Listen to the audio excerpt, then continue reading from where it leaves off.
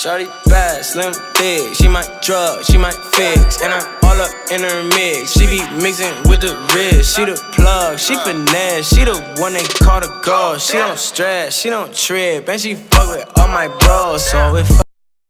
So here we're going to be bleaching the closure. I did not have enough aluminum foil, so I had to work with what I had and what I had in my kitchen. So I'm going to be using the BW2 bleaching powder, and I use 1.5 scoops of that, and I'm using the 40 Biome developer, and I didn't really measure what I poured in there. I just kind of eyeballed it. I was going for a toothpaste consistency because I didn't want anything too thick, but I didn't want anything too runny. And so that's why I kept adding bleach and developer. And once I finished that, I applied the bleach to the closure. You do not need to pat it in, but lightly tap it onto the closure so that it doesn't seep through, but it's on there enough to bleach the knots of the closure.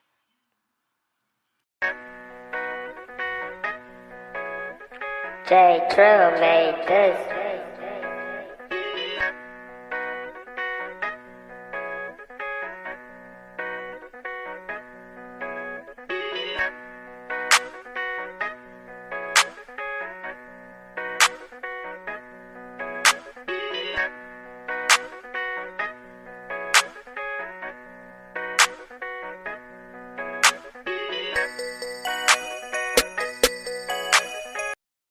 So after we finish putting the bleach on there, we're going to let the bleach sit on the closure for about 25 minutes.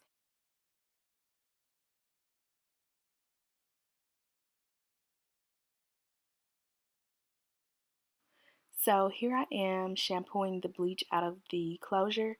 I'm actually using the purple shampoo by Shimmer Lights, and I am putting the shampoo on the closure, lathering it up, and letting it sit for a couple of minutes. I did that about 2 times just to get the brassiness out of the closure, and then we're going to condition it and let the closure sit for a second before I actually apply it to the wig cap.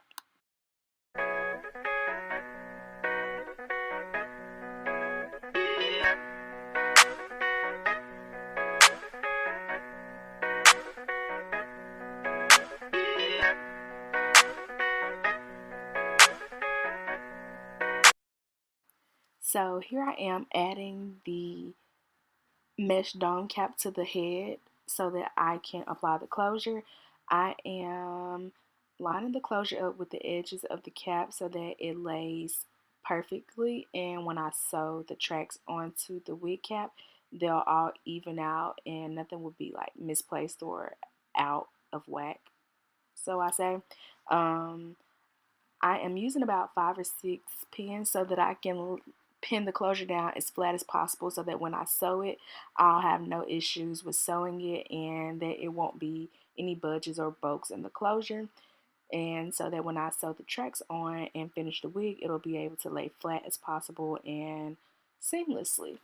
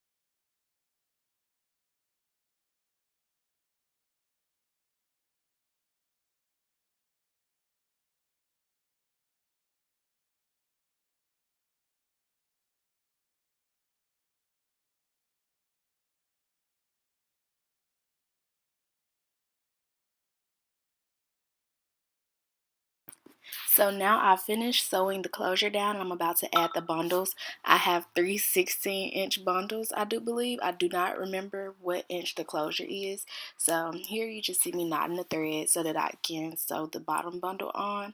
I'm not actually going to film me sewing all of the bundles on because it was too time consuming. So I just filmed this first bundle and then I came back and showed you how I closed the gap up at the top.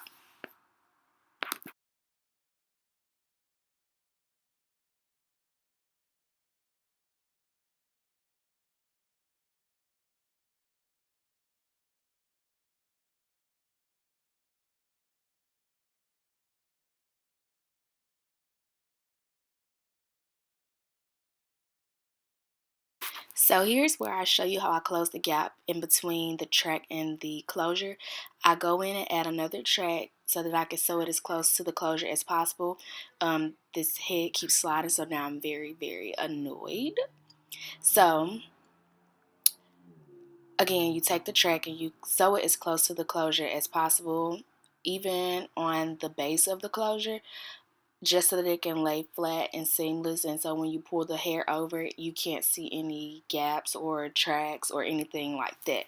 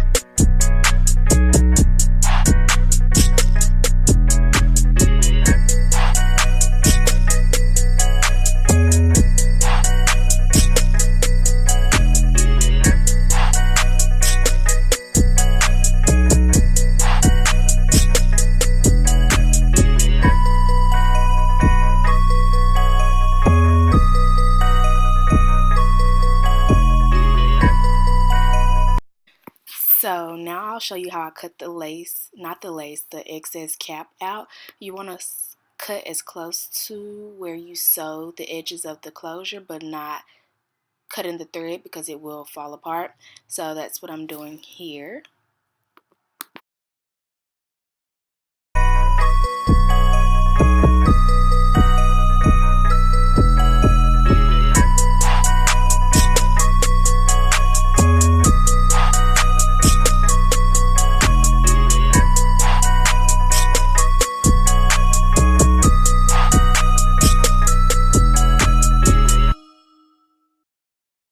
So that's pretty much it for the tutorial. Here I'm just curling the wig, so at this point you're just going to watch me style, curl, and whatever to the wig and see how I achieved the look that I got at the end of the video.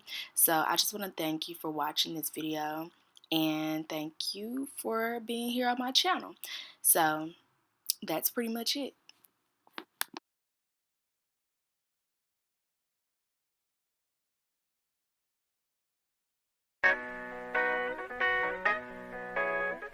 J. Trill made this.